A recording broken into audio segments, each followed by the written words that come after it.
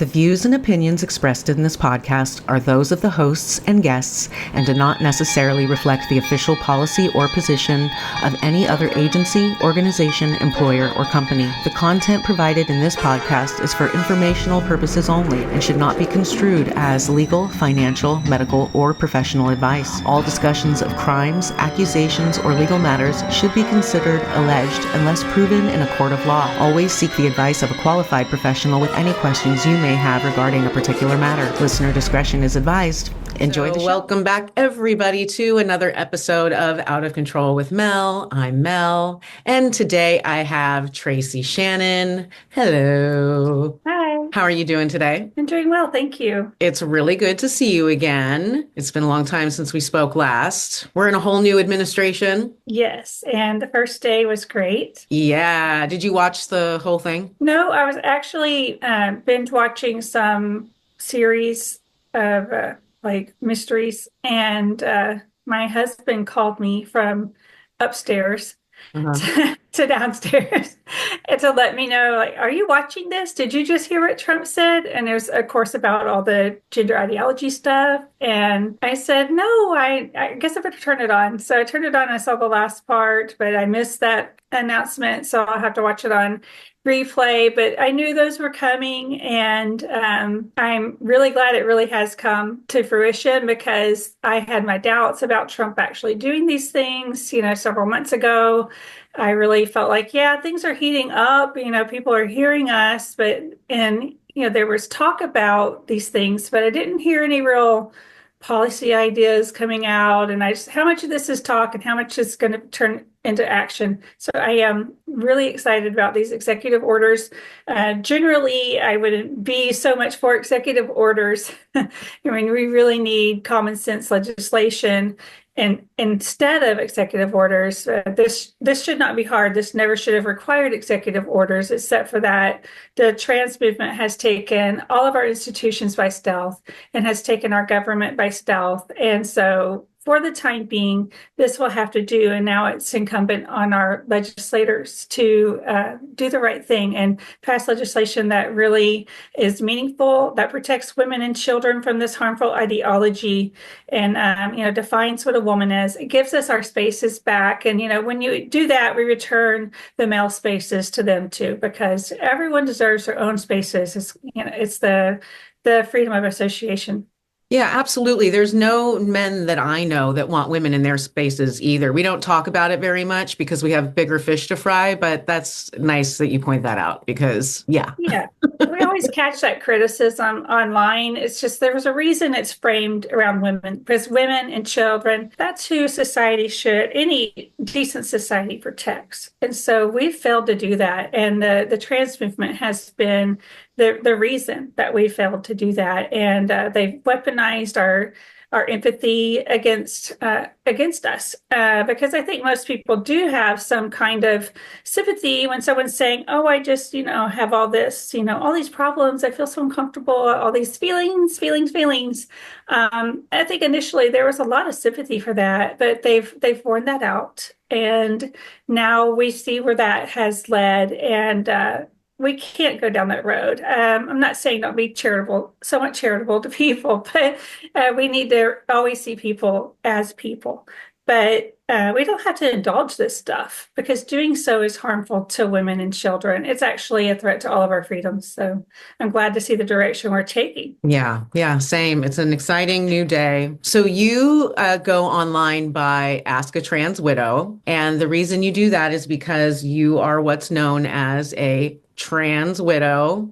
And can you explain to people what that is for people who don't know? Yeah, a trans widow is a woman whose husband has gone through the procedures or has left to present as if he were female. He's pretending to be a woman. He's a sex mimic. It's my favorite thing to say they are. So maybe he's had surgeries, maybe not, but he's left, ghosted you and your kids.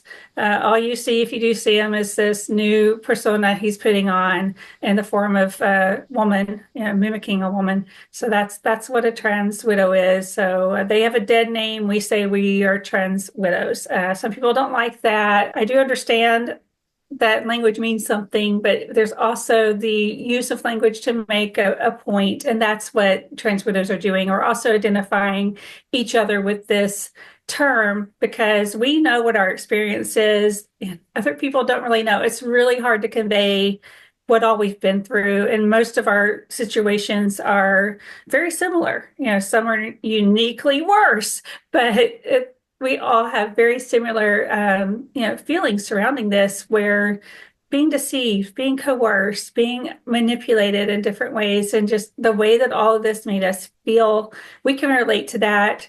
No one else can relate to that. So this is a way we can find each other and share those feelings and what it's like going forward in new relationships, what it was like raising our kids after all of this happened, and in a society that wants to celebrate all of that stuff. And we're knowing that it's been devastating for our family and to us personally. So Yeah.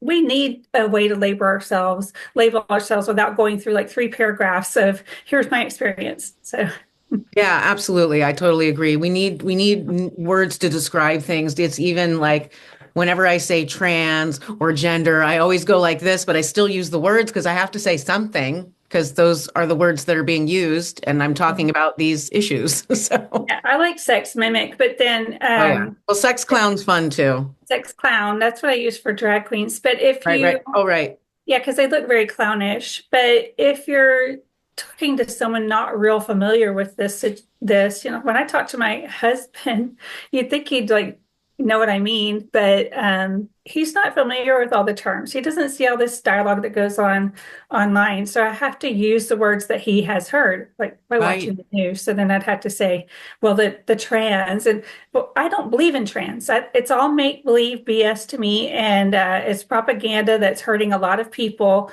And you're free to identify, as that or a lizard or a clown or whatever, but you cannot impose that on other people. And there is a societal cost to what's been happening, and we're seeing that a lot with the children now. And I think that it's time we shut this down. And that's not a hateful or a mean thing to say. Just shut it Yeah. down. Yeah, we need reality and we need safety and common sense, and we all need to be on the same page as far as biological reality goes. And there's a phenomenon that happens, people may not know, and I know it was in your case as well, that the men will specifically imitate their wives. I know that. Can you talk about the grooming and the coercion? Because out of control, we're talking a lot about coercive control because and I picked that knowing that I wanted to broaden the scope of the things that I talk about, but coercion's everywhere in everything. So I feel like I can still literally talk about any topic in psychology and it will touch on that. But anyway, the coercion part is also, it's insidious, it's everywhere. People are learning more and more what to look for in things. But in this particular case, it's so interesting how it all goes down. So if you could talk about that. Okay, so as far as his cross-dressing, well, when we were married, he slowly, at first he kept that secret from me and was doing little bits of elements of cross-dressing. And I would eventually find out about it. How long And were you together before you found out? the very first time I found out any kind of thing, a hint of cross-dressing, we were 9 months into our marriage. And how old were you at the time? 22, Okay. 22. Oh, wow. Okay.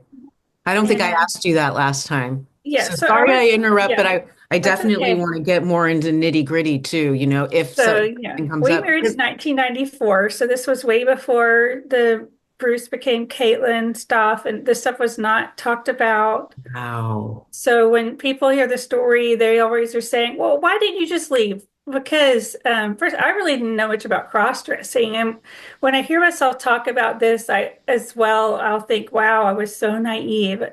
I was. None of this was in my sphere at But you all. were 22 and it was the 90s. It Yeah, wasn't in anybody's sphere. And you yeah. were 22. I mean, what was I doing at 22? I wasn't trying to navigate a grown marriage. Anyway, continue. Yeah, we married young. We fell in love in college. He finished college and wanted to get married like the year after he graduated, and I still had some years to go. And so I don't know why we why? Why did we rush? I don't know. We were just in love. Well, I was And going to say, was it super romantic and whirlwindy, and did you feel excited and in love and all that? yeah, I yeah, I know. did feel Well, in love with him. I definitely remember being in love and just that we had the nicest dates. I wouldn't say fancy, we were struggling, but just thoughtful, fun dates. I really did think he was a thoughtful partner at the time. There and was let me not, ask you one more thing. Is this in yeah. Texas? Yes. Okay. Yeah. And we had met in church locally Okay. in our hometown. And then we both went to we were going to the same college as it turned out. And I rode with him a few times because my mom had car trouble, so she used my car. And that's how we started to get to know each other more. And I thought we were just being friends. Again, let me say this. I was very naive. I thought all the guys wanted to be my friend. And so he wanted to be more than friends. I still I, think that. yeah, I mean, I always think, yeah, they just want to be friends. All these guys are just nice friends. So I really thought he wanted just to be friends, but then he told me, no, I want to be more than friends. I wasn't really ready for that right at that time, but he was really seemed so nice. I didn't want to hurt his feelings, so I gave it a try. And, I was really in love. I remember telling my aunt, I think this is the one. And, it just no idea of anything going to go wrong with Tracy, because I'm sitting here staring at you, I'm just seeing how beautiful you are. But then I'm also thinking what you must have looked like at 22. What, well, brown hair because I wasn't gray, much younger. But, I've posted some pictures on my feed on Ask a Trans Widow, and, you can I'll cut and take a paste look. it here. Yeah, you can cut and paste if you want to edit this Anyway, video. you still are, but you must have been a real knockout. Nah, no, I mean, just Texas big hair, All so right. the goal was to have big hair and skinny body. That was the goal. Back then it was the 90s. So most of the time that was trying to be my look. So yeah, 9 months in, there was I think there was shaving of the legs and Oh. yeah. Yeah, or asking to shave the legs. And I noticed like plucking of the hair on the hand, like knuckles, a little bit of, he didn't have a lot. So didn't have a lot. He wasn't like this beast, but I just started to notice these hair removal, this obsession with that. And some of it looked painful, like where I noticed some bleeding had happened from plucking the hair out of the knuckles. And I was like, what are you doing that for? And he always had some explanation of why, just didn't like it. It was never that he was trying to feminize or that he wanted to No, cross I wouldn't be dress. suspicious of that. I'd just be like, whatever, all right. He doesn't want to have hairy fingers. No I biggie. thought it was weird. Like, I'm like, why would you do that? Because it actually looked really bad where he pulled it, that he had these red Oh, dots. And so I was thinking OCD. Then, trichotillomania. yeah, I was not thinking of anything just that would, become the axis of our marriage or be a threat to it in any way. But when the shaving the legs, he really kept persistently asking me about shaving his legs. And I was like, I just don't think I would be a fan of that. He goes, well, athletes do it. And I really felt he was pushing me on that issue, even though he knew I didn't want him to shave his legs. It's his body, so it was confusing, like, Yeah. okay, you can do what you want to your body, I guess. But I let him know that I would be not a fan. And I would not want to sleep in the same bed if I felt prickly legs over there. It would just Ew. Yeah. Prickly be leg. weird. Thanks. When he ultimately did shave his legs one time, I guess the first time he did it, I actually came back from going somewhere with my mom. And because my mom had come to pick me up, I forgot something at the house. I think it was probably a coupon for going to lunch. We had a coupon and I for some reason needed in that bathroom. So I must have left the coupon on the bathroom counter, I think. And I went in there. The door was locked. I thought, why is this locked? I think I just left. Why is the bathroom door locked? It's just us there. Why is it locked? I got it open and he was in the bathtub shaving and he had an erection. So that was like my first kind of clue, like there's something my hunch that there was something more to the shaving Yeah. was right. Honestly, we never talked about that. Did We you say never, anything to your mom when you got back in the car? no, No, no. I would mean, imagine. it is amazing how many things transpired in the marriage that I just never talked to anyone about for a very long time, and even didn't talk to him about. Let me ask It you a was question. disturbing. Did you find out later on that he had always been doing things like this, or was this something he started during the marriage? So I found out after the birth of our first child, when the baby was 3 months old and in the hospital with like two types of virus and almost dying. He decides to come up and tell me then that he has always had a problem with cross dressing. And by always, he meant like from the time he was a teenager. Hmm. So I said, okay, well, I guess we'll go to marriage counseling. And we went to marriage counseling. And that's when I encountered the therapist that he chose. And she told me I was closed minded because I wasn't on board with all the cross dressing stuff and allowing him.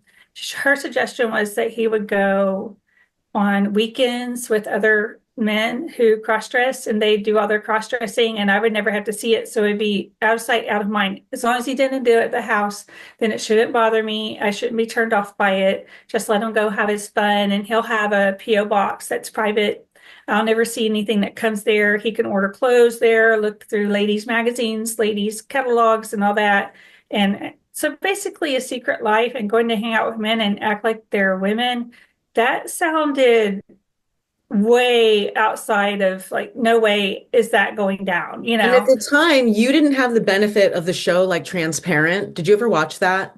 I don't know if you would even want to watch that, obviously. No, Well, because that seemed like it was kind of just at the time Transparent came out. I still was just, I couldn't have watched that. I would have made no. me really depressed. Yeah. Right. Well, in that show, the main character, for people who don't know, it's an older guy who decides, "Oh, I've always been a woman." And no, he hasn't, but whatever. That's neither here nor there.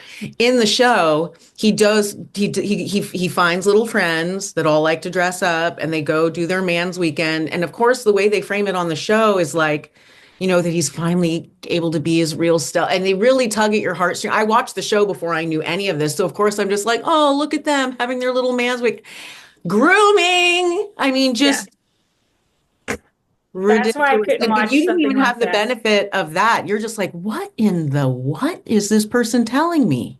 Yeah, I never had heard of anything like that. Apparently that kind of thing had been going on for a really long time in the Yeah. United States. Yeah, There are they like have these camps. conventions and yeah, conventions and camps and a whole lot more other stuff goes on besides cross-dressing and they don't want to Oh, oh, talk about all the sex stuff. one thing they don't talk about on that show ever is that he's getting euphoria boners, and that's what it's Yeah, all about. It's all about sex. They never mention that one time. It's just his true self and his little heart and his little family. Of course, the whole family, I mean, the whole show's about how fucked up the family is. But anyways, yeah, they never mention anything about AGP, paraphilia, nothing. yeah. So as far as coercion goes, throughout the years when I would find out about this kind of stuff, it would cause problems in our relationship. I wouldn't trust him. I'd be upset, and he would shut down because I was mad at him, and it just caused a lot of distance and in the relationship. He would try to say, "Oh, if I get you this, if I buy you this big house, if then would you let me cross dress?" Or if for Oh, instance, wow. one time we were playing, and of course the answer is no. Then we were playing a game online. We used to play this game called Toontown. Some people might remember it. And my kid played it. And so we played it with him. And then we got all into the game too. We had our characters. He actually did have a male character at the time. And he made friends with women in the game. And he would try to convince them to talk to me in the game, like through the messaging app. convince me that it's okay for him to like get earrings, grow his hair long, cross dress, that sort of thing.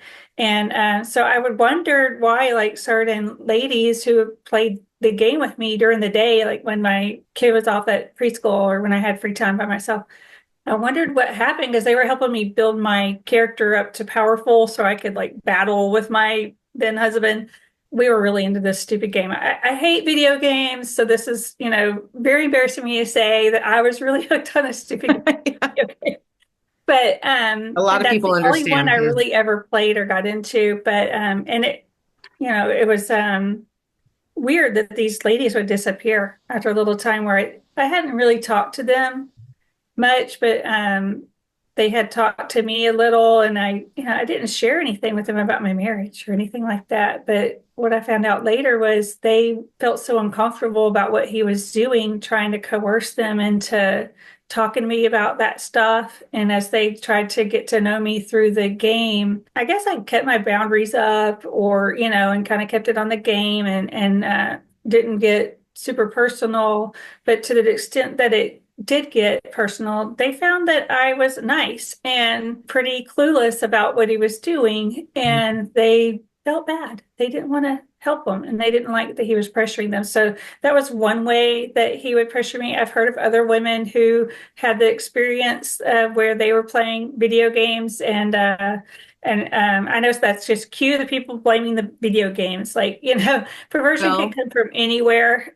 So yeah, well, online is one of the main places it happens. Come on. yeah, yeah. Look, So this was a very innocent, like Disney game online.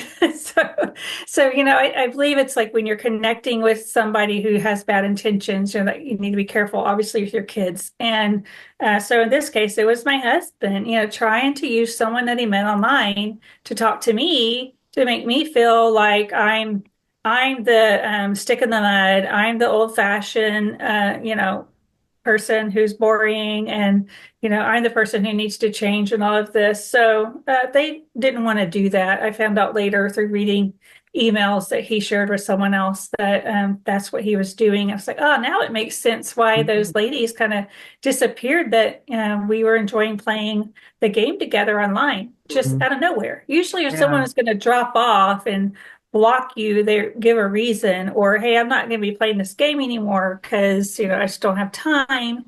And so that was weird because those were the people that I played with just to get my points, and then suddenly they were gone, and I needed the points so I could go with my little kid into the game and help him win. And also I played with a kid that had cancer, couldn't do anything else. It was my mom's Oh, friend's son. So at the time, that was one reason why I was on the game with my mom and my husband, and other people that lived in our community. The little boy was in the hospital with cancer, and we had gotten him a laptop so he could play with us because he could do nothing else. that's So really yeah. nice. I love that idea. Yeah. So that was one way.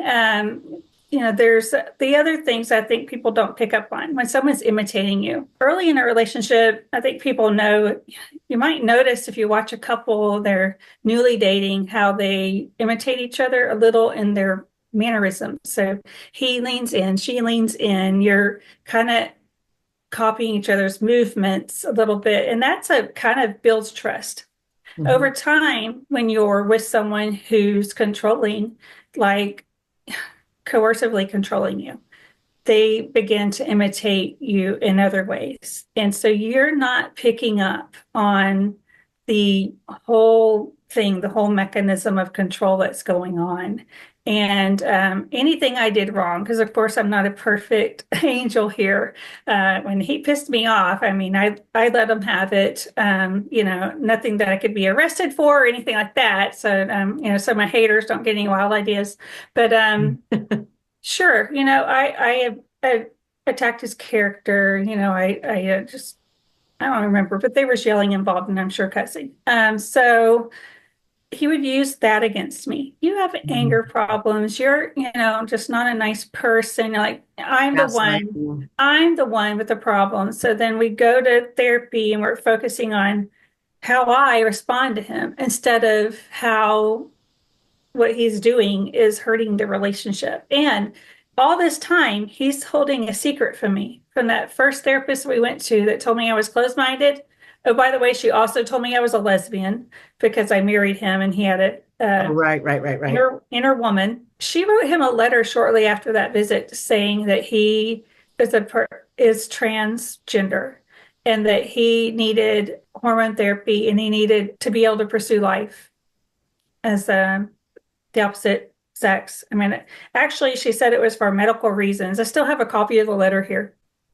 And yeah, for medical reasons. The way it's stated is just so crazy that I can't believe a judge actually signed this. But Gloria Saldana, a Democrat judge in Bexar County in Texas, is the one that signed off on that. Initially, it went to another judge. I guess he refused to hear it. And then Gloria Saldana signed that. But so we're going to all these other therapists for me, for him, for our kids throughout the years, 15 years of marriage. 11 of those years, I didn't even know he was taking hormones. He's just lying about, everything. I didn't know he had ever gotten a prescription. So he was taking OCD medication, and which I thought was to help address the compulsion to cross-dress. Mm-hmm. He tells me, well, he doesn't want to take that OCD medication anymore because it's making him grow little tiny breast buds. Yeah. And it was listed, that it was listed in the side effects of that medication that can happen to men, but it like almost never happens. And he was Right, saying that was happening to him. Really, it was the hormones he was taking and I right. didn't know about. And he didn't want to take the OCD because he couldn't get the euphoria boner and all the, good times he was having. So, Oh, wow. so he tricked me again on that. Another thing he would do was watch me while I'm doing my makeup. He'd just stand there while I'm doing my makeup and my hair, staring in the bathroom, like in the door, talking to me. And I thought he just liked talking to me. I thought, well, he just finds everything I have to say so interesting. Look at this quality time. Yeah, I mean, yeah, most men don't have a whole lot to talk about. And I don't know what we talked about. Maybe we did work together for a few years. So maybe we talked about work. I don't know. But that was different. I would say I definitely noticed it. But at the time, I thought it was something sweet. And he was just learning how to do makeup. He was watching me, my every move. Oh gosh, he was probably also watching the faces you make when you're doing it, how you're holding the breath. Like, because women give a lot of like with their mouth open, things like that. And he would be observing those behaviors as well, not just how to make your eyes look a certain way, but like what faces is she making, right? Like Yeah, just all of it. Like the way I open my mouth when I'm putting on my eyeliner, or which I don't know why why I do that, every but woman does it. We yeah. all do it. And then, as far as the kind of coercive stuff, in the very beginning, before I ever knew of any kind of cross-dressing behavior happening, he started pressuring me with the sex stuff, and he wanted to do all these different things. He was like, let's spice it up. Well, a newlywed wife, I'm not going to say no to that. It wasn't anything like in the realms of, I don't know, like most of it sounded okay, like at first to me. It wasn't like abusive. Was it more like Yeah. role playing as opposed to Yeah, like role play, doing kind of nice thing. Like it involved props and stuff. So to me, this was like a lot of work because I'm just like, hey, just the main event is good enough for me. Let's just do the main event. But he was there was a book and it was talked about on the radio in our town, which we lived in Houston. They kept talking about it on the radio all the time in the morning on the morning show. And I guess that caught his interest. I really thought he was interested in this book at the time. I really thought, okay, so whatever they talked about, he really believes the raving reviews of the book. And it was like 101 great nights of sex or something. And there are little envelopes you pull out, and oh, one, like, you plan one week, he plans the next. And so it had these little elements, props where you dress up. I mean, one was like a schoolgirl and stuff like that. To me, that's like okay, but I'm not the schoolgirl. But things like that, or it did have different things to do in the way of massage. Some of that like was like a little weird for me. So I was like, I don't know if I'd feel comfortable doing that thing. After a few of those, I was like, that's a little bit outside of my comfort zone, especially when you're reading something and being asked to do it, it's not as natural. And Right. I just like, okay, this sounds really weird. But at first I went along with this, but the whole reason for that book was that he wanted to try to get me to role play with him as a woman. So that was just Mhm. to warm me up to we're going to pretend we're lesbians. And of course, I didn't go for that. Ugh. And yeah, I just kept, spraying cold water on his big dream that we were going to be pretend lesbians The together. last thing a woman finds sexy is her Yeah. man as another woman. That's the last thing that we want to role play. We want a cop, a fireman, even like a delivery guy, but we're not like, hey, pretend we're best friends. Like, Yeah. no. We're just going for tea. And Yeah. yeah. And then you look through Pretend we're skirt going and surprise. shopping. Yeah. And We're we not just like the having same tea and dress. biscuits. Yeah. Yeah. I mean, No, you pretend you're the Marlboro man. yeah. Why don't you fucking lasso a cow? Come in here with, you know what I mean? Like that's more. Yeah. Yeah, I wasn't interested in this fantasy. So that was a big turnoff. And I think right around that time, that's where there became just a big problem with the intimacy. There How was far into resentment. the marriage are we now? It's pre-children. It's Three pre-children children. already. Okay, Yeah, okay, it's okay. pre-children, but there's this intimacy problem building, and it was resentment towards me because I had, you know, said no to these things. He wasn't really verbal about that, but he was definitely resentful. I could Mhm. tell. And Yeah. so he kind of quit the initiating most of the time. And so that was a bit of a problem because I don't like to be the initiator. But we still had a sex life. We still had a sex life. I just say that he was not as excited about it. He wasn't as adventurous as he once was. And I was made to feel guilty about that, Mm. that he couldn't be himself in some way. But I think healthy people respect each other's boundaries and without, making the other person feel guilty when they get to Yeah. something that really feels wrong for them. But I would say that wasn't the end of things because I do remember some stuff later that happened. So it definitely wasn't the end. We did have three kids. I mean, technically that only takes three other times. We did, get things back on track. I actually almost left him right after college, and it was at the time I was saying it was due to cross-dressing, but no one could really see that in my family. Mm. No Right. one really saw it or believed it. Everyone was What was his, acting what was he like outside of that? Like, how did he present? What sort of kind of guy was he? Like, what style did he fall under? Or like, was he preppy? Was he a jock? Was he like just preppy. he was like a Preppy. I preppy kind would of guy? say leaning towards preppy. I wouldn't call him a jock. He did play sports, Mm-hmm. and he wasn't feminine, but he wasn't a big guy. But I don't think that's how you determine if someone's, masculine No, or, I was or just not. curious, like, what's he like walking around in life? And then he's, has this secret that he likes to, I wouldn't have got a feminine vibe. My mom now, all these years later, oh, I always thought he walked funny, Oh. so I didn't notice that because, like, feminine acted guys bother me. So I wouldn't have been Mhm. attracted to that, but he wasn't so overtly masculine to be intimidating. I would say there were some guys that I dated, I was a little intimidated by. I just had this fear from another experience before Mhm. him that maybe they would hurt me. So he felt safe, but not Mhm. feminine. It turns out he wasn't as safe as I thought because there's much more to that a partner can do to you, Yeah.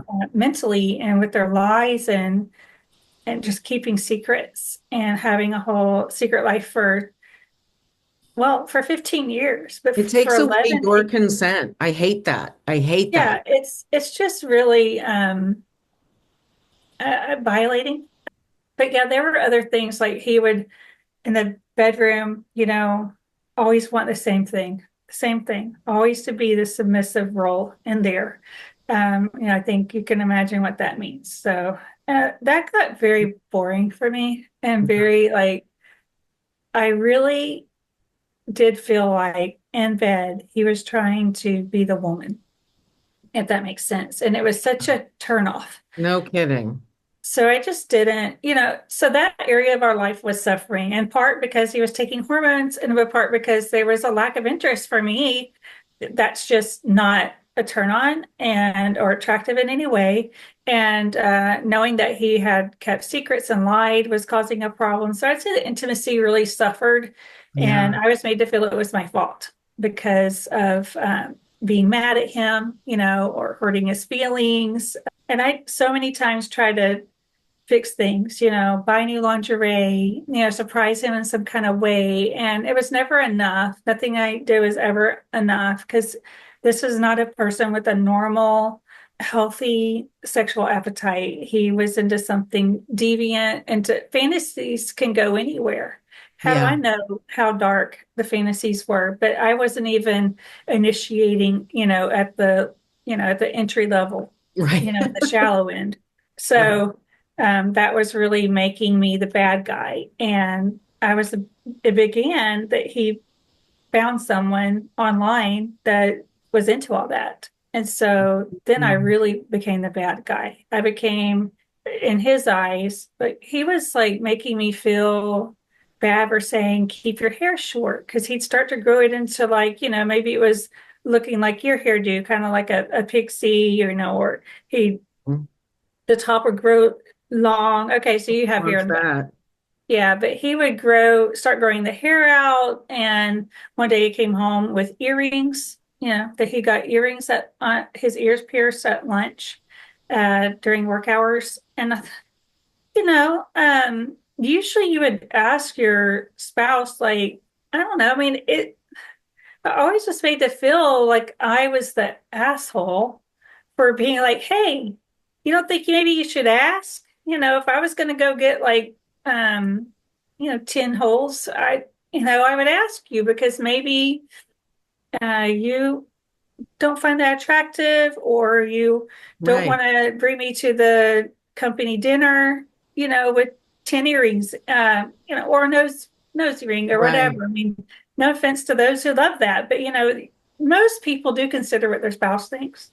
Yeah. And I was just made to, he would grow his nails out and I'd say, you need to trim those. They're getting long. And yeah, first, yes, that is gross. That's gross, but it's also a turn off because I just knew he was doing it for the reason of cross-dressing. And I was made to feel like I was some type of drill sergeant that wanted to control, like he would say, oh, I require his hair to be cut to the certain millimeter, and his nails all the way to whatever, very tiny, which was a lie. Like I wasn't going out with a measuring stick on the hair or anything. Obviously. And really, I didn't want him to have a buzz cut or anything like that. Just, I could tell if you're trying to, you know, dress up, if you're trying to pull something off when I'm not around. And I just really didn't want that in my marriage. And I was trying to get him to give me the assurance through like keeping the nails trimmed, keeping the hair trimmed, not shaving the legs, for example, Yeah. that he wasn't doing those things. But it just kept coming back to that. And towards the end there, he was going to hair removal, getting his hair removed. And I noticed How something was unfair to different. like drag you through this because he could easily have done all of this and on his own and not made you participate or tried to make you participate, and then go find someone who's into whatever the fuck you're trying to do with your weird nails and your weird hair and your weird legs, you know? Well, what he wanted, according to the letters that he wrote with the other woman or the emails, he wanted someone to F him like a girl, F-U-C-K, like a girl. Hmm. Like, who talks that way? Does a woman say that? No. No. So this was clear fantasy the whole time, and I'm the bad guy because I wasn't, you know, down for the fantasy. And really, his cross-dressing, wanting to cross-dress, the fear of when it's going to happen again on my side, this became the Mm, whole like axis of the relationship. And right.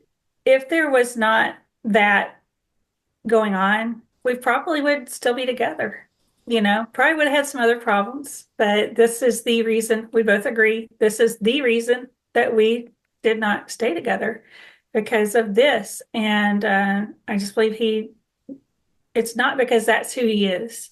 And I know that the haters listen and, well, she just wouldn't let him be who he is. No, this is a fetish that he wouldn't stop catering to, that he wouldn't stop, wanting to do. And eventually it overtook everything and it ruined his life. And it harmed a lot of other people in the process. I'm not going to say it ruined my life because my life is okay. My kids' life, their lives are going to be okay. But this was a horrible thing that happened to the children and a horrible thing that happened to me. And for someone to do this, just for sexual kicks, because that's what it is it's wrong.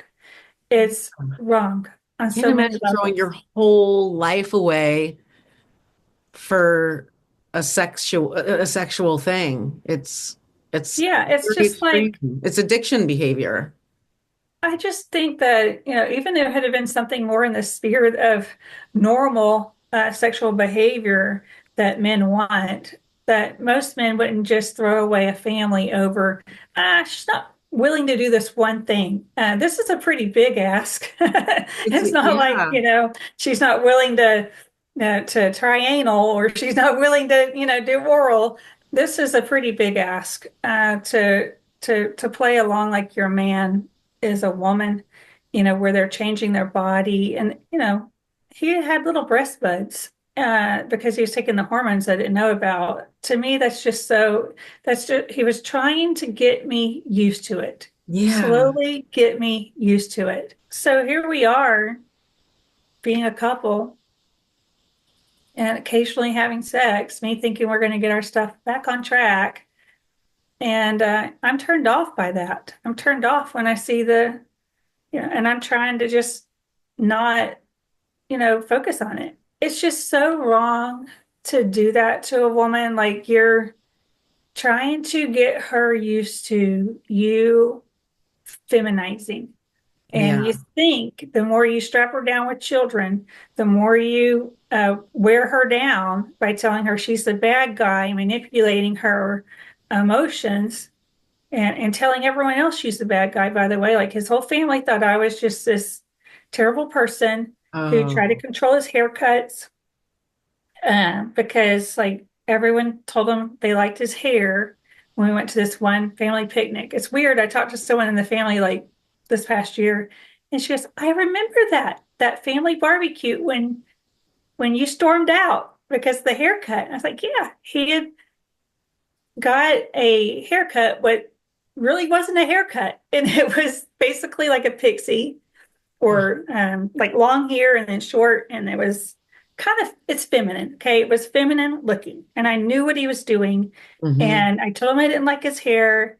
And so we go to the barbecue and people tell him, oh, I like your hair. I like your hair. Yeah. Of course, they say this, but they don't mean it because Right. they're looking right at it. So, when you get caught looking at someone's like wacky eyebrows or Right. lopsided eyelashes, you're, oh, I like your eyelashes, and you're really thinking, wow, those look weird. So of course they noticed he saw them looking at it. So that's probably why they said they liked it. No one liked it. And he looks at me and he just really rudely says, see, you're the only one that doesn't like my Oh, hair how in front of annoying. everyone. And it was just so embarrassing and rude.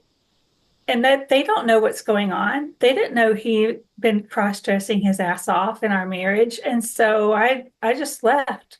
And they all thought I was just this major, you know, bad guy. that was trying to control him. It's the But gaslighting of a century. yeah, so in Was time, I think porn playing a part in this for him? during the time that we were married, I didn't think so. But now remember, when we first got married, it was dialed up internet. So it wasn't like we were watching videos then on there. He had looked at images online that I found in our like saved files when I Mm-hmm. was cleaning out. I found pictures of men in lingerie. At the time, I just thought they were ugly women in tacky lingerie. I didn't know those were men until much later. Was he looking at porn? I didn't think so. But right after we divorced, he was. So we divorced in 2010, and my daughter was at his house. Now she maintains that he watched porn in front of her. Oh no. Yeah, she used to sleep in the living room on the couch, and he would watch porn out there with her. So that's been very traumatizing for her. Yeah, That's I didn't horrible. believe that was true. I just kept asking her, is that really, you sure? And she maintains that happened. So I believe her. But Have a relationship with him? she does Yeah. amazingly, but she's young. She's young and she's still, that's all up to her, what kind of relationship Right. she has. She's only 20 years old. She's married now. So she'll have to work out with that. She's still working through the trauma. She says she's traumatized by Yeah. those things. Like every year, at a certain time of year, she goes through just remembering things from the past, and she has to work through that. We'll see where they land. That's up to her. I'm not going to dictate what their relationship is or should be, or what healing looks like for her. But I tell all my kids that despite how it looks like you're doing, I still don't think that you've processed everything, and you'll need to be processing things your whole life. Yeah. And make sure you do it in a healthy way, because a lot of years of my life were not as not as good as they could have been. I'm not going Mhm. to say he stole my whole, all my joy, but a lot of it was sucked out, because when you go through something like this, you don't navigate life the same afterwards. And the kids recognize this from our time as a family. I had PTSD, if everything wasn't perfect, because I really tried so hard to keep it together for so long with the family. One thing that people in the audience may not be familiar with is about the autogynephilia. While it sounds like he was trying to include you in his sex life, that's not really what was happening, right? He was just getting you to validate a fantasy that he had about himself as a woman that gave him sexual arousal. Doesn't really have anything to do with you, I right? would be just another prop, Right, right? Just another right, prop. So this isn't about achieving intimacy in any way. And I right. think that's why women who are in marriages like that, where they decide, okay, I'm going to go along with all this. I'm going to do what he wants, because, well, they love their husband, and they want to try, just, give it the benefit of the doubt, do what he wants. And, or they've been told like, hey, it's closed minded. Yeah, If or they've you, got a therapist that's like, yeah, just yeah, what's your hang up? It's your husband who's just wants to do a sexy thing. Why can't you roll? yeah. And so they go along with it, and they soon find like, this is what our relationship is all about now. Me validating his, girly side, where he wants to pretend you're just a prop now. You're not even a partner. And the whole thing becomes about, everything in the bedroom becomes about it. Everything outside, want to go on a date? Well, he's going to want to dress up as a woman. Now, we didn't do that. We didn't go on dates with him dressed up. He wasn't allowed to dress up in front of me in the house. Hmm. So, and some people are going to take issue because I said allowed. I mean, it would cause a Well, problem had he cross-dressed in front of me. I will say he did basically cross-dress in front of me when he pretended to be pregnant during one of my pregnancies. He would wear a pink robe around, and he would wear he fashioned this pregnancy belly and with water balloon breasts that he made. What the And he F? What did he say to you about this? he was doing this for me. This was for me. Again, Oh, yeah. The manipulation. He needed to understand me. Now, this is my fourth pregnancy with him. We had four pregnancies and three live births. I miscarried twins in one of the times. gosh. So he's doing that and telling me it's for me, and he'll do all the chores. Just you relax. You're pregnant. You're big and pregnant. I'm going to see how you feel, and I'm going to do all the chores. So after a couple of days of that, I said, this just feels like you're cross-dressing. It's really making me uncomfortable. And so he kept pushing to do it. By this time, I had a son that was 5 years old, I guess, Mhm. maybe close to 6, but he was 5, and it was bothering him to see his dad doing this. And he knew his dad was putting on this pregnancy belly, and he knew where his dad would put it at when he took it off. Okay. So, and he had heard me arguing with his father about this. So one day while my husband was at work and I was taking care of my second baby, who was around about less than a year old, probably around that time while I was taking care of the baby, the 5-year-old found the pregnancy belly thing that he made, and he went and cut it into pieces with the scissors. So his dad couldn't do it anymore. So it Wow. was really bothering him seeing that. So when you see these kids whose parent, have a dad doing this stuff, and they've been told what to say, they've been told how they're supposed to feel. And that happens to the women too. It happens to the children and the women. And if you say you're not okay with it, well, you're just a closed-minded, bigoted hater of some kind. You don't want them to be themselves. What's wrong with you? Why would you shut down? Well, even a 5-year-old can see it's creepy and wrong. Yeah, but he generally wasn't cross-dressing in front of me in the house. But these men are very manipulative, and they'll tell you they're cross-dressing because you made them feel bad. They need to do it to relax. This is relaxing to them. Maybe they have a very stressful job, and they have Well, a you very know stressful what? job. That people also smoke cigarettes to relax. Yeah.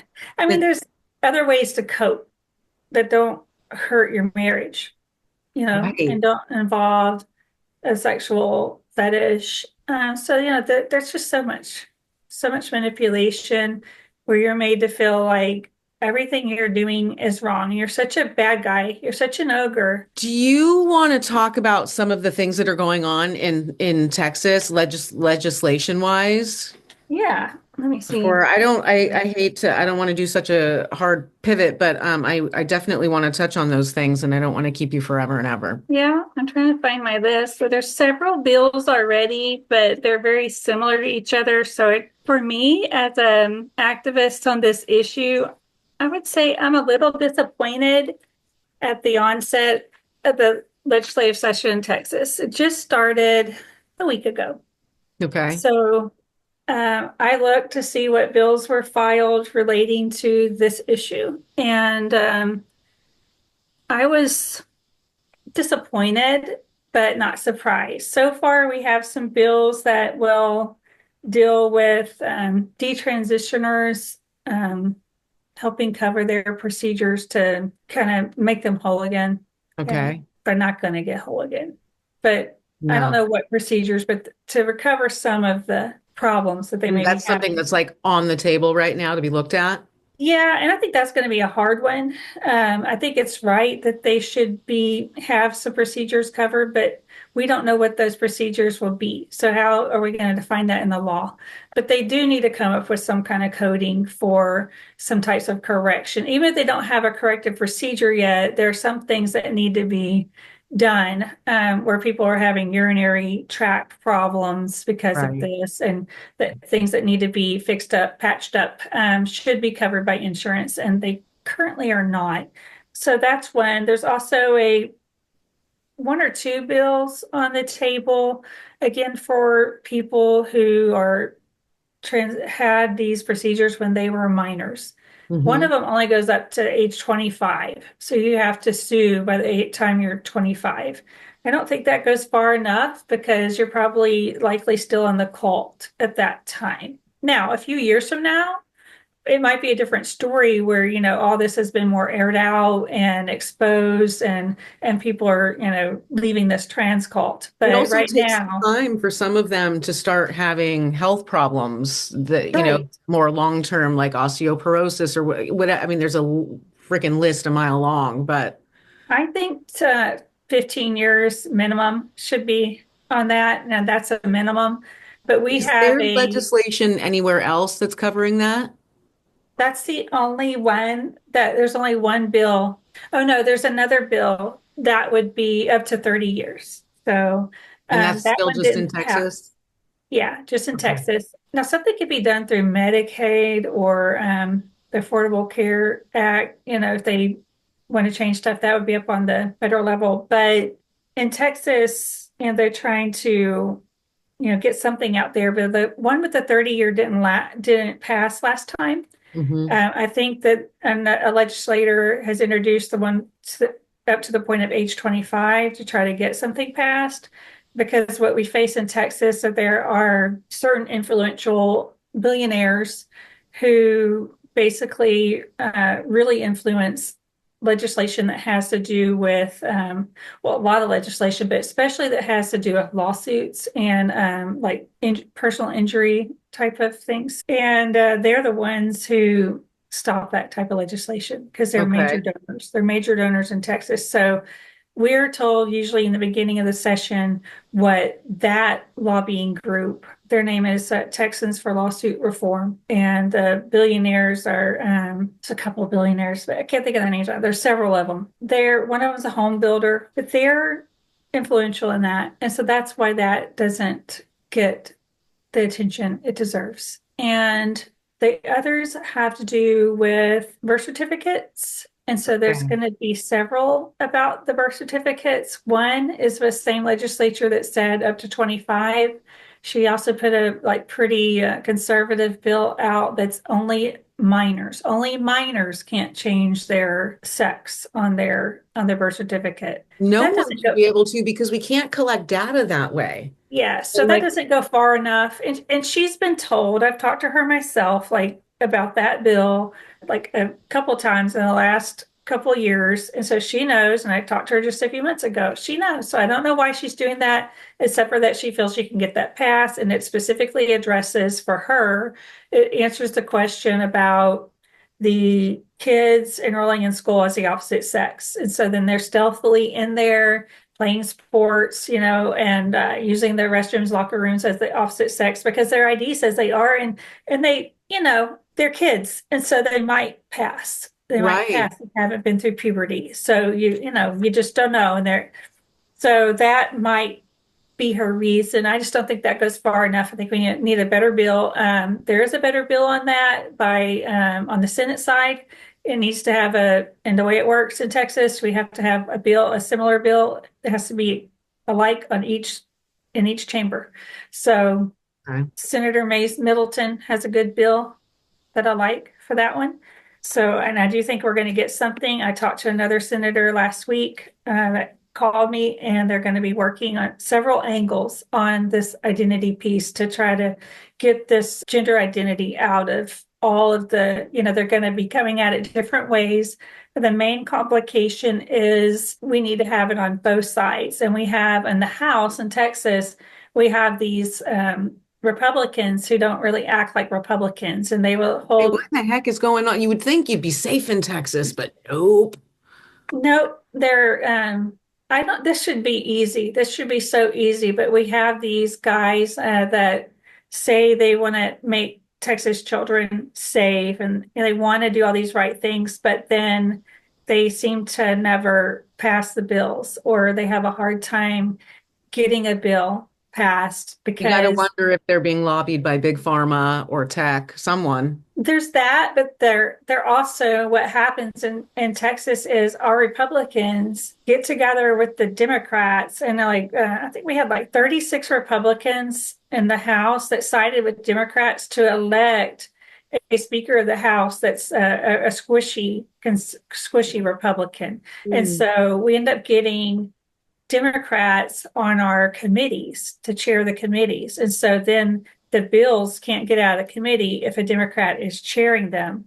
So it's just a bad time to be electing a speaker that is going to put in Democrat chairs. And that's what we just had happen. It's a major backstab in the backs of the people who voted for Republican leadership and all the way up in Texas. And so this is what happens. And we do need these. I'm gonna guess that, like, regular citizens don't realize that's happening. That they're Right. putting A lot of people Democrats don't in realize places because they they don't come belong. back to their district and say, like, I'm just thinking one of these rhinos right now, he goes back to his district, and it's true. He filed a bill. He filed a pretty good bill. He filed a bill I like, but it just goes and sits in committee and nothing ever happens. This is their game that they play. I filed a bill that would call pediatric gender modification procedures child abuse.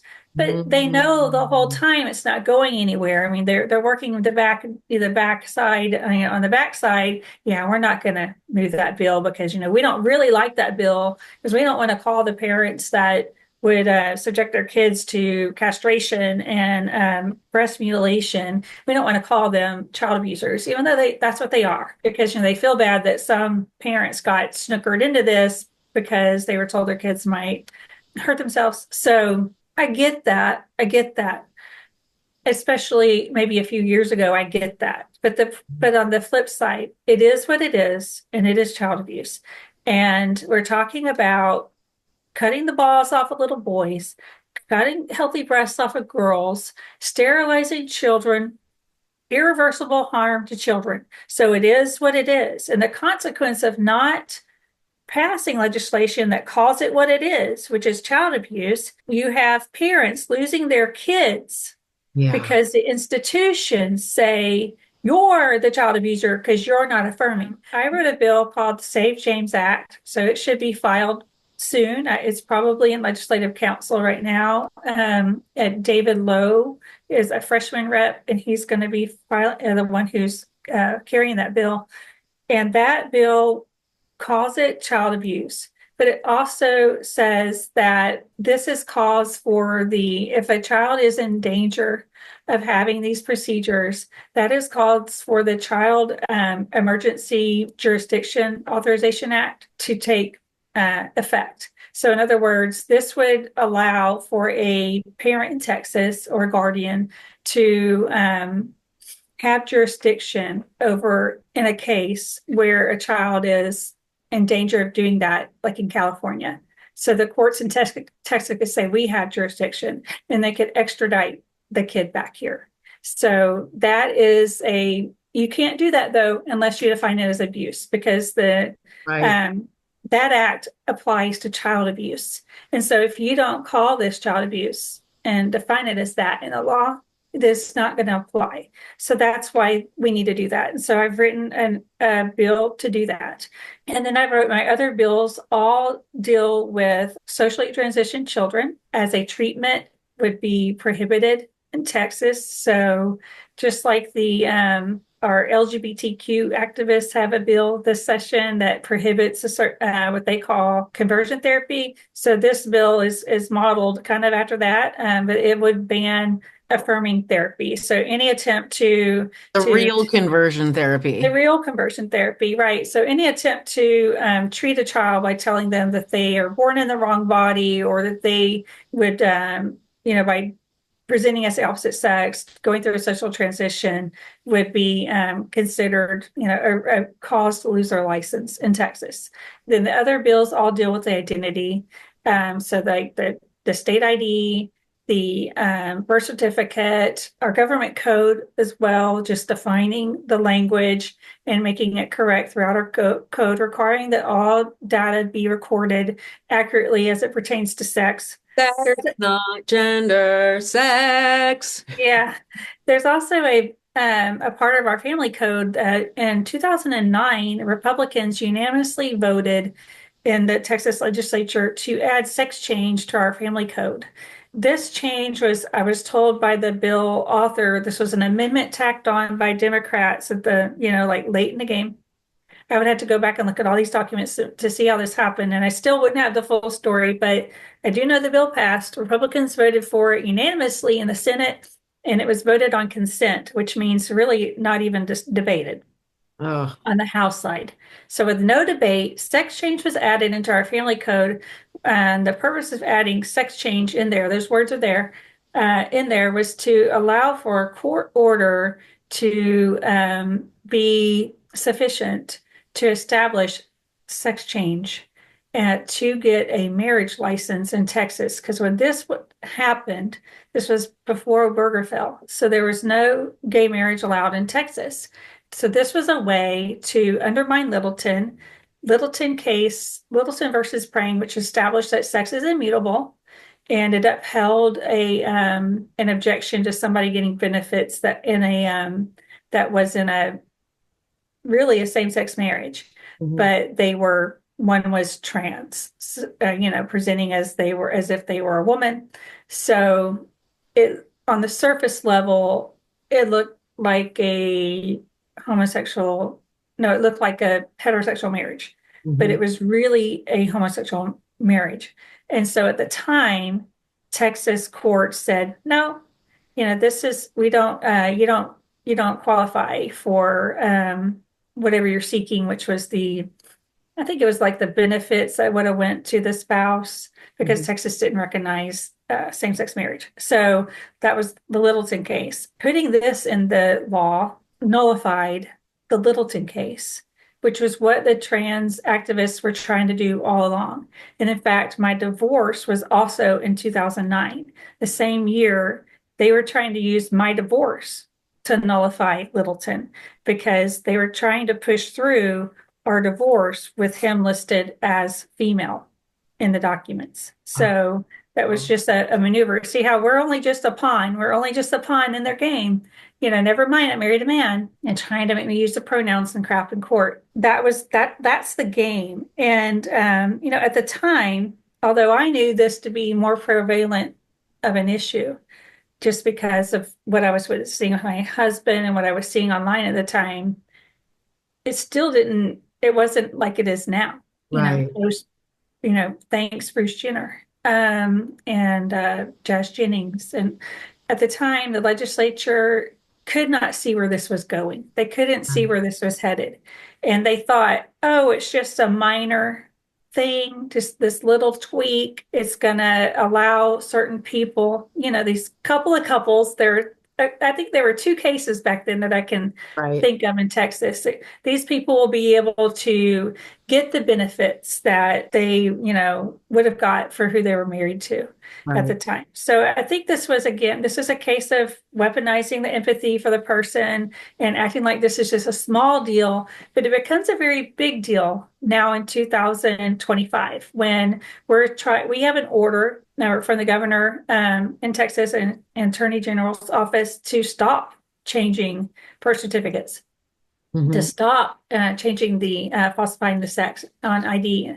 So now, but this is a conflict of what we've established in our law, because in our law says that a court order is sufficient. It's been going on for probably at least 30 years that people have been doing this in Texas, and probably longer. There are people that have done it before that that I found. So we have like probably 130,000 people who identify as trans in Texas. About 30,000 are kids.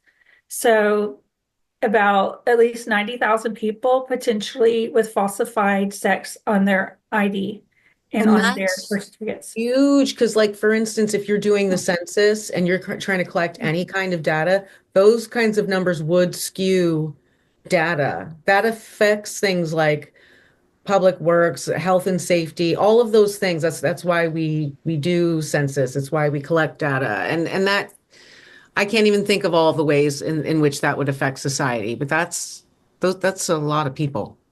Well, services that are available for women would be, seen differently, but also how's the crime statistics reported when the person has documents that say they're a man, but he's committed a crime?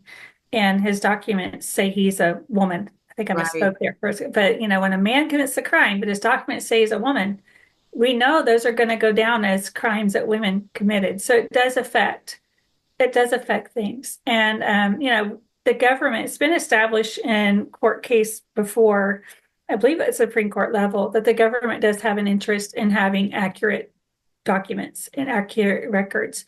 And so I think that's something we'll win, Good. but it makes it harder when our own government in Texas has, made a mistake in the past. So that's something that they're going to work to fix this session, as well as the education code requiring that a parent knows if a kid is being socially transitioned at school. So that, a teacher or counselor can't be, changing everything and not telling the parent. And because to me, a kid who is that vulnerable, questioning their identity, they tell us these kids are vulnerable to hurting themselves. So why would you cut the parent out? Why is it assumed that the parent's the bad guy? The parents are the protectors most of the time. And so, and I believe in most cases, parents, have their kids' best interests at heart. So we're going to be working to correct some of those things. And my big thing is going to be Save James Act and getting all these records right and the ID, because if a man can identify as a woman and then use that document to enter female spaces, female competitions, get a female award, get a women-owned business certification, get in any of our organizations. There's just nothing for women. There's nothing exclusively for women as long as the government has issued him a document that says that he's a woman. So as long as men can do that, women have nothing. And that's why this is so important that it is stopped, not only stopped, but corrected. And I don't know what the means is to correct it. I don't know if there needs to be an investigation at every state house that is looked into, with the help of the Attorney General's office, and orders are given to reverse those that have were found to have been falsified, or if it's like when people have to renew those things in 5 years or 10, that at that time, if there was a modification on their record, or if there's a question of that, then or maybe for the next 10 But years to 20 years, we're requiring everybody to show their original documents. yeah, 130,000 people isn't that many people to change their records and put the correct thing. So And most of those are going to doable. be in the last 15 years. Most, Right. most. And there will be some going further back, but most Right. will be in the last 15 years. It shouldn't be that hard to find in Texas, because I can tell you most of those changes happened under certain judges in Travis County and Bexar County in Texas. So that really wouldn't be that large of an investigation. The legal means to reversing those, I'm not sure about, but it would take an order from above. So Needs to happen. yeah, Well, you that's how are we make doing, women safe again. you're doing a lot of work. That's Yeah, great. I'm busy, but I'm trying to get a billboard up. My initial billboards were not approved. They were too, I don't know, too racy or something. I mean, it was literally just the definition of female, Mhm. so or woman, so adult, human, female. So I'm back to the drawing board, going to try something else, but we're going to have hopefully some radio ads and some billboards or around Texas. I might see what my budget. It depends on my budget. I haven't started trying to raise any additional funds, but I will. And depending on how generous people are, we'll see how many billboards. But we'll do radio ads. We'll have some rolling billboards when we go to Austin. Hopefully, having a rally with women in Austin, to bring attention to these bills and why they're needed. Because they're definitely hear from the other side so often that it's all about hate, and it's Right. really not.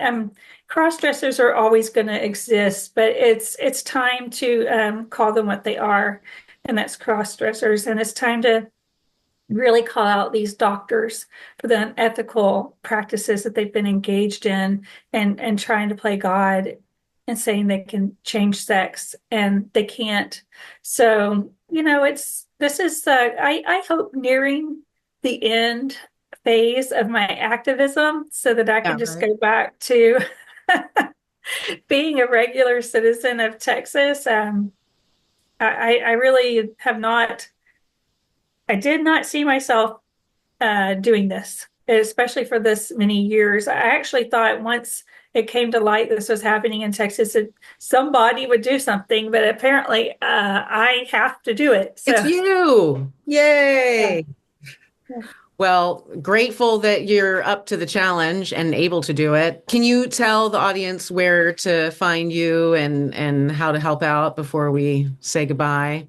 Yeah, I still have a blog. It's called madmamabear.com. I don't update there very often, but I will during this legislative session put some updates. And then at Ask a Trans Widow, at Ask a Trans Widow on X, that's the main place to find me. You can find me other places, but I'm probably posting, just like funny memes about the 80s or about being a mom. So look for me on X where we still have a little bit of free speech over there.